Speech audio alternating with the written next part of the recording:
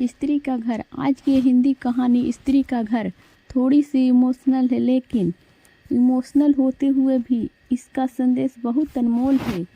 आपकी आंखें थोड़ी नम करने के साथ साथ आपके दिलो दिमाग पर यह कहानी छाप छोड़ जाएगी, इसीलिए इसे एक बार पूरी ज़रूर पढ़िए। तुम्हें कितनी बार बताया है, मेरे तैयार होने से पहले मेरा नाश्ता तैयार हो जाना चाहिए। शादी के 25 सालों बाद भी मुझे क्यों बार बार एक ही बात बतानी पड़ती है? लता, तुम्हें क्या है? तुम तो आराम से घर पर रहोगी, मुझे काम पर जाना पड़ता है। तुम हो कि हमेशा बेवकूफ़ों जैसी हरकत करती हो। अगर तुम यह जानबूझकर करती हो तो याद रखना, मुझसे बुरा कोई नहीं होगा।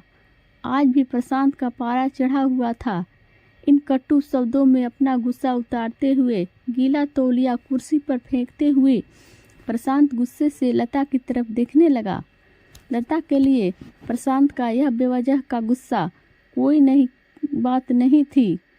वह महीने में 3-4 बार ऐसे ही लता पर बरस पड़ता था।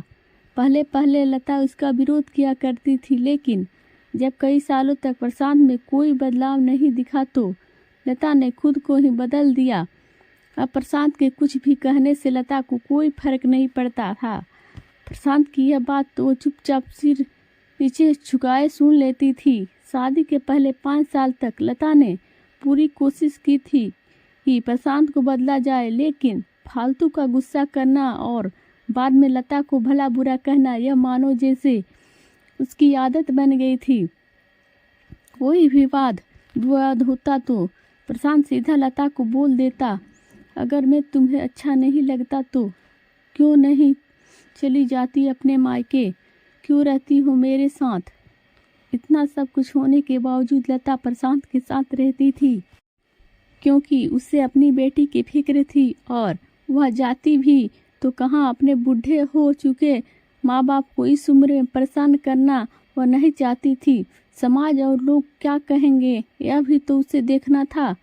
वह इतनी पढ़ी लिखी भी तो नहीं थी कि खुद जाकर कोई नौकरी कर सके और अपना और अपनी बेटी का पालन पोषण कर सके।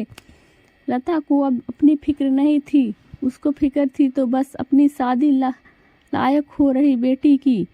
लता नहीं चाहती थी कि पति पत्नी के झगड़े की वजह से काव्या डिस्टर्ब हो। काव्या की पढ़ाई पूरी हो चुकी थी, उसके लिए अब शादी के रिश्ते आने लगे थे। कई रिश्तों को तो काव्या ठुकरा चुकी थी, तो 2-3 महीने बाद एक अच्छा रिश्ता आया। रिश्तेदारों और पहचान के लोगों ने भी लड़के के बहुत गुणगान किए थे।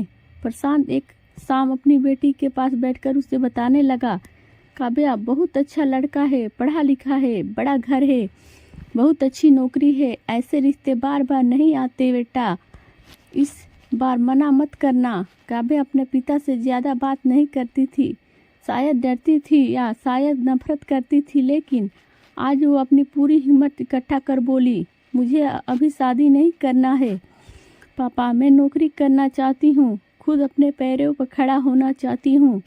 हाँ तो उसमें क्या बड़ी बात है, मैंने लड़के से बात की है, वह तुम्हें किसी बात के लिए नहीं रोकेगा। तुम शादी के बाद भी नौकरी कर सकती हो, वह तुम्हें नौकरी के लिए परमिशन दे देगा। प्रशांत बोला, मेरा नौकरी करना या ना करना उसकी परमिशन पर क्यों डिपेंड रहेगा पापा? काव्या ने पूछा। मैं कह रहा हूँ ना, तुम्हें किसी भी चीज़ की कमी नहीं होगी। वहाँ ऐसे रिश्ते बार बार नहीं आते, इसे ठुकराना मत, बहुत खुश रहोगी तुम वहाँ। प्रशांत बोला, पापा क्या मैं उतनी भी खुश रहूँगी जितनी मम्मी इस घर में खुश है? काव्या ने तंज कसते हुए कहा, आज तुम्हारी जबान कुछ ज़्यादा नहीं चल रही है? प्रशांत गुस्से से आंखें बड़ी करते हुए बोला, पापा मुझे शादी ही नहीं करनी है, क्योंकि शादी के बाद अगर वह लड़का आपके जैसा निकला तो मैं क्या करूँगी? मुझे आपके जैसा ही जीवन साथी नहीं चाहिए, जो बिना बात के मुझ पर हमेशा चिल्लाए। मुझे कुछ भी अपनी पसंद का लेना हो तो 10 बार सोचना पड़े, कहीं वह नाराज़ ना हो जाए। मेरी तबीयत कैसी भी हो उसे परवाह ना हो, रोटी थोड़ी मोटी बन जाए तो घर सर पर उठा लें, उसकी चेक बुक ना मिले तो भी मेरा ही दोस्त निकाले और हर छोटी मोटी बात पर मुझे मायके जाने के लिए कहे।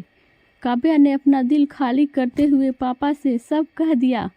प्रशांत का गुस्सा सातवें आसमान पर था, लेकिन उसके मुंह से एक भी शब्द नहीं फूट रहा था। वो काव्या की बातें सुन रहा था। काव्या इतना ही बोलकर चुप नहीं हुई। आज पहली बार वह अपने पापा के सामने इतना कुछ बोल रही थी। पापा, आपने माँ के साथ हमेशा गलत व्यवहार किया है। आप अपने ऑफिस का गुस्सा बिना सोचे समझे माँ पर ही उतार देते हैं। कभी इस बात की परवाह भी नहीं करते कि उन्हें कैसा लगता होगा। आपकी बातें सुन सुन माँ ने अपना स्वाभिमान ही खो दिया। प्रशांत आज पहली बार अपने किए बर्ताव को महसूस कर पा रहा था। वो इतना ही बोल पाया, जो तुम्हारा मन है वो करो, मैं तो इतना बुरा हूँ ना। काव्या ने प्रशांत का हाथ पकड़ा और बोला, पापा मुझे सिर्फ एक सवाल का जवाब दे दो। क्या आप चाहोगे कि मेरा पति आपके जैसा हो? अगर आपका जवाब हाँ है तो कह दीजिए मेरा रिश्ता आज ही, और ना है तो मुझे आत्मनिर्भर बनने दीजिए। प्रशांत कुछ भी ना बोल पाया और वहाँ से चुपचाप बाहर चला गया। आज उसे लता के सामने जाने में शर्म आ रही थी। चलते चलते उसकी आंखों से आंसू बह रहे थे। प्रशांत ने आज से अपने आप को बदलने का निश्चय किया। अगले दिन से लता ने अपने पति में काफ़ी बदलाव देखा। वह सोचने लगी कि जो हिम्मत काव्या ने दिखाई है, वह हिम्मत अगर मैं पहले ही दिखा देती तो शायद आज परिस्थिति कुछ और होती। अब काव्या पढ़ लिख कर अच्छी नौकरी करने लगी थी और 3 साल बाद उसके लिए एक अच्छा रिश्ता आया। और उसकी विदाई पर प्रशांत बोला, बेटा तू हमेशा खुश रहेगी क्योंकि तेरा पति तेरे बाप जैसा नहीं है। प्रशांत की यह बात सुनकर लता और काव्या की आंखों से आंसू बहने लगे। दोस्तों, हमारे समाज में औरतों को भले ही देवी का दर्जा दिया जाता है, लेकिन वह स्वतंत्रता नहीं दी जाती जो उन्हें देनी चाहिए। उन्हें बचपन से ही बताया जाता है कि वह पराया धन है। स्कूल से आने में देर हो जाए तो पिटाई मिलती है। मोबाइल पर बातें करते हुए दिख जाए तो या खिड़की से झांकते हुए दिख जाए तो शक किया जाता है।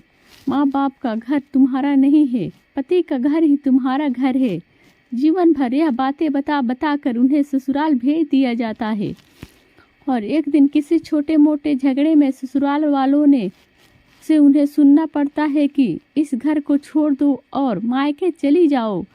अब आप भी बताओ दोस्तों, ऐसी स्त्रियों का सच्चा घर कौन सा?